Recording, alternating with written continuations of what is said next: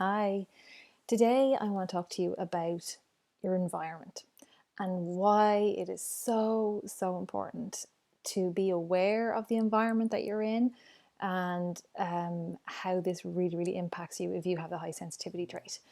So, research has shown us time and again that if you have the high sensitivity trait, you are more impacted by your environment than those of your friends, your colleagues, your siblings, whoever it might be, that do not have the high sensitivity trait.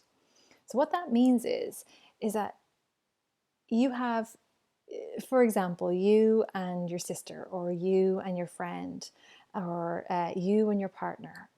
You put you both in the same environment. You have the high sensitivity trait, and the other person doesn't. You go into an extremely challenging, difficult, toxic, stressful environment.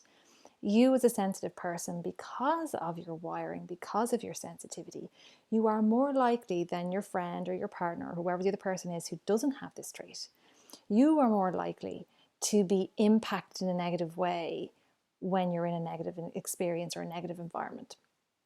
So this is why we see, unfortunately, people with the sensitivity trait can struggle more with mental health challenges, physical or emotional health challenges, and many other things if they've been in difficult experiences or difficult environments.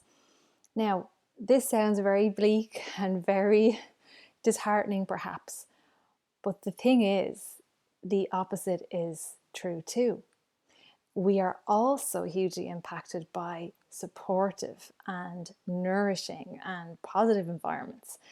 You put the same two people in that positive environment, and research shows that those of you with the sensitivity trait are going to actually excel and thrive more than the friend or the colleague or the partner who doesn't have the sensitivity trait, who is in the same environment. So what this basically means is be so reflective and aware, and notice the environments that you're in, and ask yourself, are these supportive? Are they supporting your sensitivity and really helping to bring out your strengths and your gifts as a sensitive person? Or is the environment that you're in stifling you? Is it, over creating more challenges and overwhelm and anxiety and stress? And I had an amazing, I knew this anyway, but I had a real life validation of this again today. My youngest daughter graduated from preschool, and she's, highly sensitive. And we found, so thankful, we found a preschool that was hugely supportive of her sensitivity. I worked closely with them. They were so open to understanding her. They were extremely child-centered and patient. And, there were days, every morning we'd go in and she'd cry because the transition was really hard for her. And we had to try and help her manage that overstimulation. And to see her today over the 2 years, including the 2 years we've had with COVID and everything, to see how she's flourished because her sensitivity was supported, because her sensitivity was actually prized and celebrated and welcomed and encouraged. To see how she's flourished is phenomenal.